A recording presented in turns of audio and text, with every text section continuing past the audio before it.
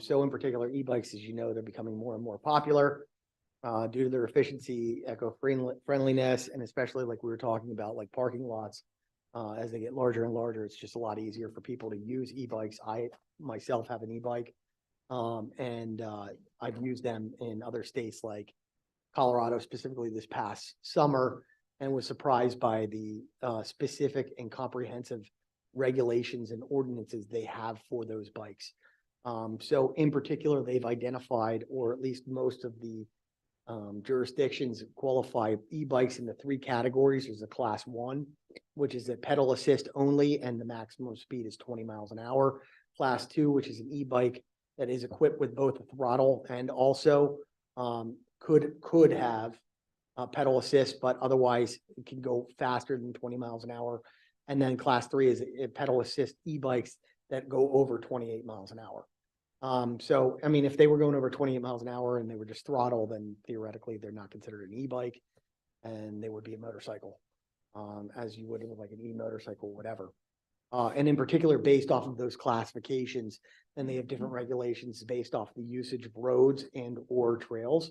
So typically what we find out is class 1 e-bikes generally allowed on all bike paths and roadways.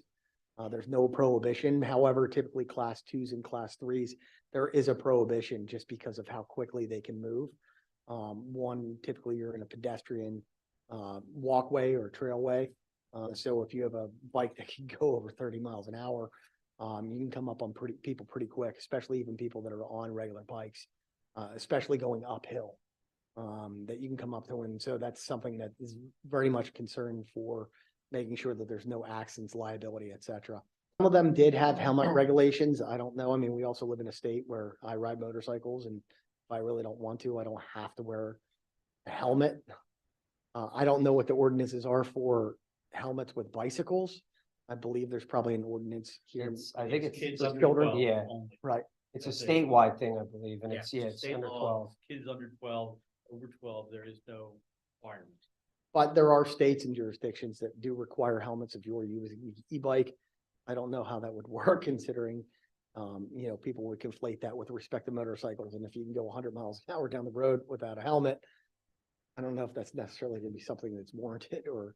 Well, yeah, but people you have- also need a special license to take a motorcycle off, where you need to ride a motorcycle, you need a license versus a e-bike. I don't know. if I mean, that that's- might be a If distinction. if you're a passenger of a passenger vehicle, you still have to wear a seatbelt. Yeah. So, then there's age restrictions. Some places have age restrictions.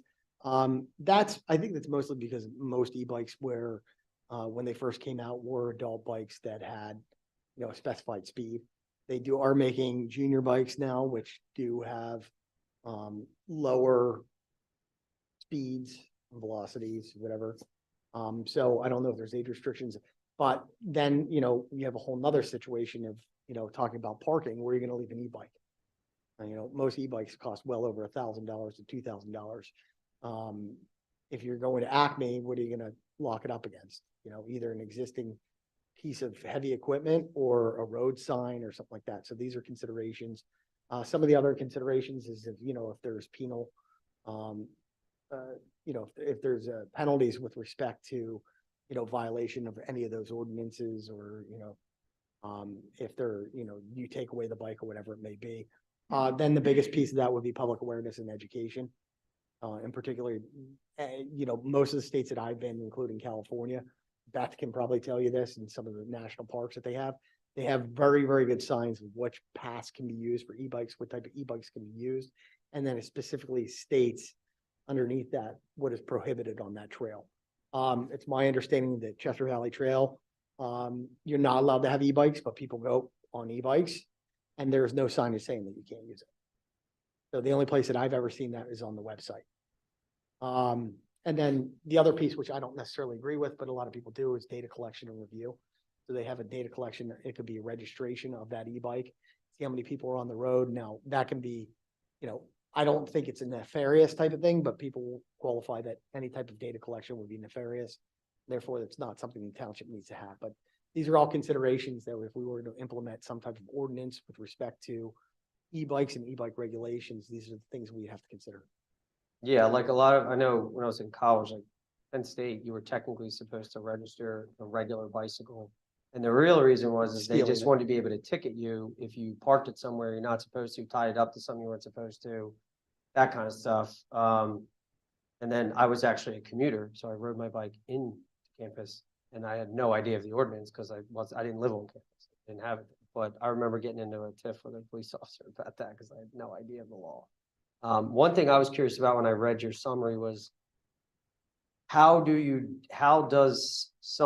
do enforcement when I've looked and I've done my research on looking at like buying one and all that kind of stuff, and it's not like they look different from bike to bike to bike from the different classes necessarily. Like you can't tell that from afar if a, officer or whatever sees somebody riding what could be a class 1 on a trail. There's not a huge difference in the look of them. A lot of them now have similar designs and fat tire designs. If there's a battery on board, there's going to be a large down tube or something else where potentially it's going to look similar. So I was just curious about that. Like, is it really an enforcement, like a secondary enforcement where if you're seen doing something that is unsafe and then it's a tack-on violation, if you happen to, oh yeah, you're doing something unsafe, that's why you got stopped. And then if they find out, oh yeah, you were riding a class 3, 28, 30 miles an hour on a trail, then okay, yeah. That would be a secondary or tertiary thought. on my Thank you. part. That was the terminology. That would be, I think the biggest thing is for purposes, there has to be some type of implementation or ordinance, because then you have liability on the township that doesn't want to have ordinances and letting people with class 3s hit people. And then that becomes a problematic issue. That's number one. Number two is, I think enforcement's actually going to be based on the people that are on the bike pass. So if people on the pass know that a class 3 shouldn't be on there, well, you're going to hear it. And so there'll sort of be public enforcement with that.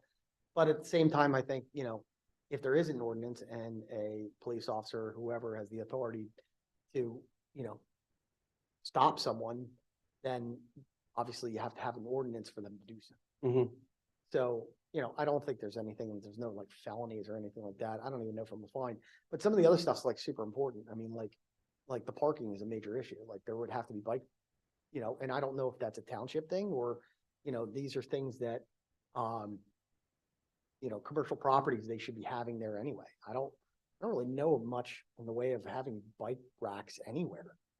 I was know? thinking the same thing, like a lot of different areas when they do new developments, that's part of it. They'll not only put bike racks, but they'll put bike maintenance stations and stuff, like the whole King of Prussia, what do they call it? The Town Park Center, whatever it is. That was part of their development plan. It had to be in, they had to have bike racks. They had to have, they had a couple of maintenance stations or Well, that's whatever. because they only have 25% parking for the number of people who can actually go Correct. there. Correct. But So- point being is we've seen it in like with that kind of stuff in the ordinances when they, for the development plans, when they come through. So very similar to what we do now is when a plan comes in for land development review, that would be something we could potentially recommend if there isn't some sort of zoning requirement for the new development or something like that. So that's something we definitely. So I think it's something that we can, as a group, subgroup, whatever, again, I don't think any more than 3. That would be violation of Sunshine Act. Start and then bring something to this group, and then obviously it has nothing to do with us. That would have to be submitted as a, I don't know what you would qualify that. Yes, it would be recommendation. Well, I think you could submit, based on what your focus would primarily be on trails and or potentially other biking areas in the township. And you would submit what your suggestions were, and then you might also have a list of things that you think the township ought to consider in the ordinance that you're not weighing in on necessarily, but just some things that you found. And then submit that, and then we would take that through the proper channels.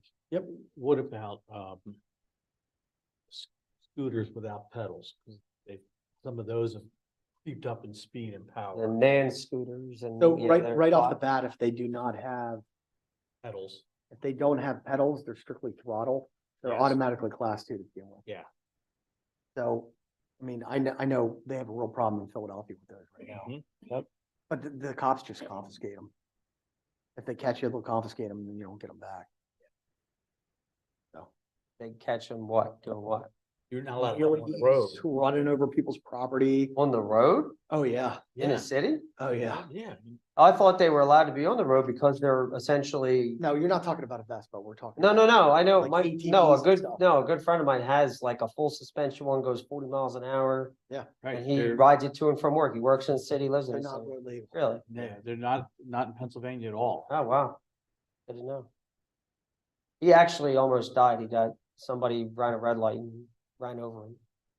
And then he got another one. But in Philly, you may have a group of like 50 to 100 people. And ATVs, quads. and- Yeah. Well, yeah, I know that. Motorcycles. That's the different issue. But I see a lot of individual commuters that just live in the city, work in the city that I see tearing around all the time. But they're like in the road. you know. Yeah, but anything in the roadway, it has to be registered anyway. Hmm. Yeah, it's a good And point. done. Okay. All right, so should we make it a point of this discussion here? We definitely need a subcommittee. You've got the groundwork with the outline of the things that that subcommittee needs to at least look at. I've reached out to James Bergman at the Bike Delco Coalition because he did mention this stuff before, and I asked him to provide, hey, what's your go-to resource right now for e-bikes, sample regulations, templates, so that we could have some additional stuff. So, Joe, I think you're heading that subcommittee. and the- Yeah, I mean, I think we. can I was probably gonna put say, something Mark, together you've been before very the end of the year, vocal but and I I'm very interested in it, so I'd like to be a part of it too. I mean, the work's pretty much done. It's just a matter of going over if there's any other ideas that have to be added to it. Okay, And again, we're not writing an ordinance. These are recommendations that go to a higher level of the individuals that would put together an ordinance.